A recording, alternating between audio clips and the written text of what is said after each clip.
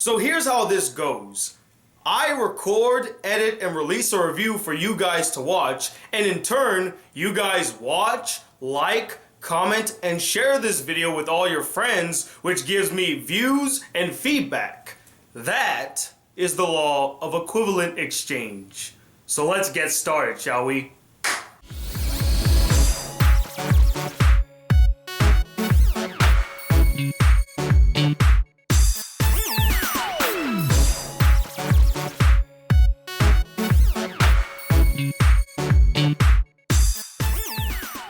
Hey guys, the Black Critic Guy. Sorry for the lateness of this review, but I can tell you right now that it was well worth the wait because I am here today to review one of the most highly requested animes for me to watch on my channel, and that is Fullmetal Alchemist Brotherhood. Now, Fullmetal Alchemist Brotherhood takes place in a world where alchemy exists and follows Edward and Alphonse Elric, two brothers who lose their bodies after performing the taboo of human transmutation to bring back their dead mother. After their hellish ordeal, they are approached by military officers to be state alchemists, or as they call them, the dogs of the military, an offer to which they accept. From there, the Elric brothers, as newly appointed state alchemists, set out to find a way to get their original bodies back, and in the process deal with the rising threat of the homunculi, while also learning the truth behind the philosopher's stone that they seek and the government that they serve. Now, I've heard a lot about the Fullmetal Alchemist franchise over the years. It's been a commercial success with a lot of critical acclaim, both in the manga and in the anime.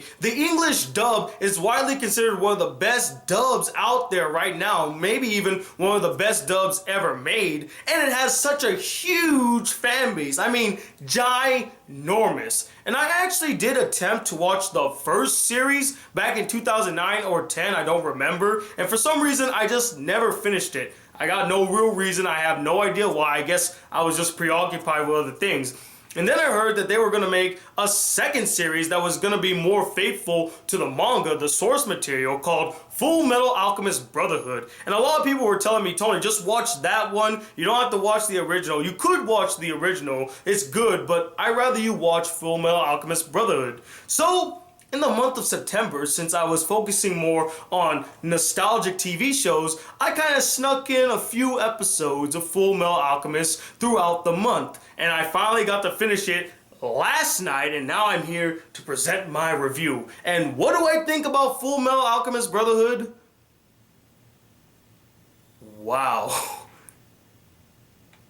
The hype is well deserved. This is without a doubt one of the most epic, well-told animes I've ever seen. So what elements really stood out as great? Well, first and foremost, and again the most obvious, it has really solid animation with some beautiful background scenes. I mean, there are just moments in the anime where you see a character standing in a field, or like a character looking out into the mountains or into the horizon. I mean, there's just some beautiful scenes in this anime. But where the animation truly shines is in its action scenes, which were fluid, fast-paced, and just thrilling as hell. Fullmetal Alchemist Brotherhood has without a doubt some of the best, most thrilling action scenes in any shonen anime, and in any anime in general. There is not a single fight scene, not a single action scene in this anime that wasn't thrilling or at the least bit entertaining. And some of these final boss fights,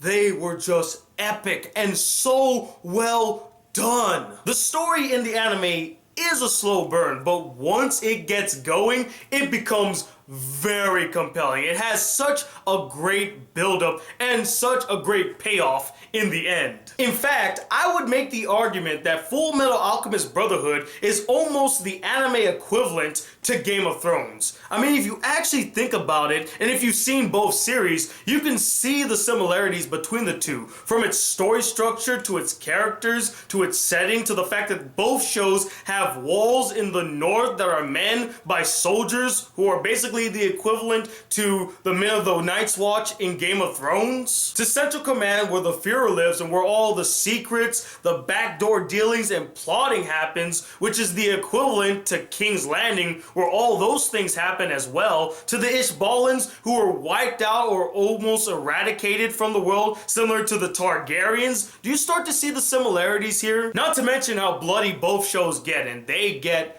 very bloody. The story as a whole is very intricate and rich with detail, with so many interesting turns throughout, does a really good job at world building and creating its own mythos, and the end game is so well done. After almost 40 or so episodes of build-up, the last 20 episodes are just epicness unfolding in front of your eyes. I mean, it's just non-stop action in front of you, and a lot of character development, a lot of growth. I mean, the story is just really compelling. Also, the story in the anime really takes you on an emotional roller coaster ride. At one point, you can feel really sad and depressed because something really bad happened, and then at another point, you feel really positive and optimistic for our characters, and you're happy again, and then you feel really sad and depressed, and then you feel really happy and energized, and you're ready to fight. It really takes you on this emotional roller coaster ride. I teared up so many times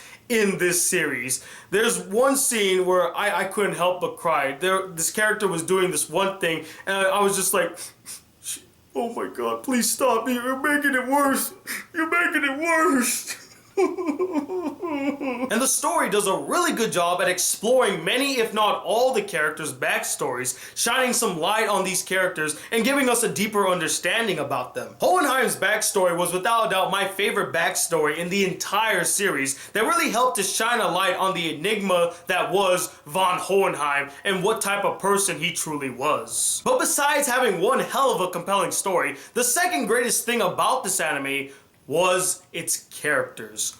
All the characters, and I mean all the characters, and I know I've said this before in other reviews, but I truly mean it here. All of the characters, from main to supporting to one episode appearance characters, all of them were interesting, dynamic, three-dimensional, and served a purpose to the story. There is not one useless character. Now, there are many characters in FMA Brotherhood. To talk about them all, it would take forever. So I'm just gonna talk about the few standouts that I enjoyed in the series. The first ones being the Elric brothers.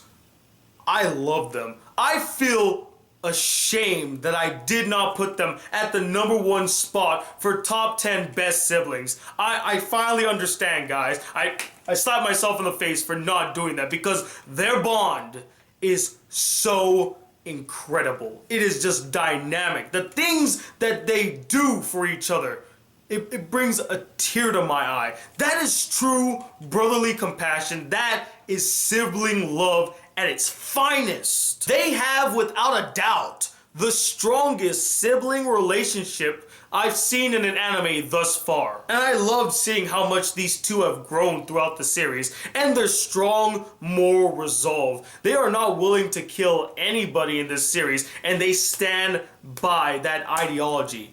Respect. And hell, these two look pretty awesome. You got Alphonse, who's a suit of armor. I mean, he's just like a force to be reckoned with. And then you got Edward, who is the Fullmetal Alchemist. His right arm is this automail, and he has an automail leg. And just the way that he utilizes his automail arm, I mean, he looks pretty badass at times. The next standout character is Hohenheim, a very fascinating and mysterious character who's much deeper and complex than he appears. And I don't want to give too much away because it would be considered a spoiler, but he's just a really fascinating and interesting character, and we get to learn a lot about him as the series progresses, and I really enjoyed seeing those episodes. But as much as I do love the Elric brothers and Hohenheim, no one compares to my favorite character in the entire series. I mean, this guy just radiates badassness and coolness to the nth degree, and that is Roy Mustang. That guy is just flippin' awesome. And I know it's a bit cliche to say that he's my favorite character in the entire series because I know a lot of people like him as well, but I can't help it. He is, without a doubt, the coolest character. The guy always seems to have a plan. He's always calm and reserved for the most part. I mean, there are times where he does go off the chain, but it's rarely seen. The guy just seems so meticulous. Not only that, he has a sense of style and swagger to him. Like, he knows that he's the shit and he ain't gonna tell himself differently. I love that about him. And then his flame alchemy. It is stunning. I mean, it is without a doubt the most powerful alchemy in the entire show. It is destructive in every sense of the word. And there's like some episodes where he just goes all out, like just bam, bam, bam, bam, bam, just snapping his fingers and just blasting his flames like boom, boom, boom. Freaking intense. He made me want to be a flame alchemist. Like, I could just go up to somebody and be like, you talking shit about me? Boom! Try to talk shit now, bitch. But not only is he a badass motherfucker, but he also builds a lot of strong relationships with many characters. Two in particular, Maze Hughes and Risa Hawkeye. I especially loved his relationship and bond with Risa Hawkeye, and I love the fact that they kept it strictly platonic. They never saw each other in a romantic light. They just deeply cared about each other on a platonic level to the point where they would actually risk their own lives to save the other. I really respected that. I loved their relationship so much and how they were such on the same level. And Risa always was kind of like the voice of reason for Roy to continue on. Like, she kept him level-headed for most of the series. In fact, I'm gonna say it, Risa Hawkeye is just as much of a badass as Roy Mustang. The two of them, they fit so well with each other. And then you got his relationship with Maze Hughes, who I consider to be his complete opposite. Whereas Roy seems more serious and more like about moving on ahead, Maze Hughes is content with his life. He's more silly, he's more outgoing, and he loves to have fun. I loved his personality. In fact, Maze Hughes was one of my favorite characters in the show as well. He was, again, another standout. The homunculi, all 8 of them were worthy and effective antagonists throughout the entire series, each one of them having their own unique special abilities. And that's really all I have to say about them, because if I say any more, I'm going to give away spoilers, and I would hate to ruin the experience for you guys when you see the homunculi at play. I mean, they are just destructive and awesome. But I will say that out of all the homunculi, my personal favorite was Wrath. He was badass. And the last standout character in the show for me was Scar, the Ishvalan survivor of the Ishvalan Civil War, bent on enacting vengeance on state alchemists for the atrocities that they committed during the war. And I really empathize with this character. Although he was a bit blindsided by his vengeance, I kinda understood and sympathized with his plight. I mean, he witnessed his entire family, his entire race, almost get annihilated off the face of the earth. He's gonna be pretty fucking pissed, and he's gonna come back in full force. And he is just a menace. I mean, he's not really the main antagonist, but he is an antagonist to our main characters from time to time. And he was a pretty interesting, very deep and profound character. I really liked the development that he was given. And now it's time to address the big one, the English dub. I have heard a lot of great English dubs over the years, particularly from Funimation, who I consider to be the best dubbing company out there right now, who make quality English dubs consistently throughout the years. Their dub for Fullmetal Alchemist Brotherhood is not only one of the best Funimation dubs, but one of the best and most solid dubs to an anime I've ever heard. I mean, everything about the dub was solid.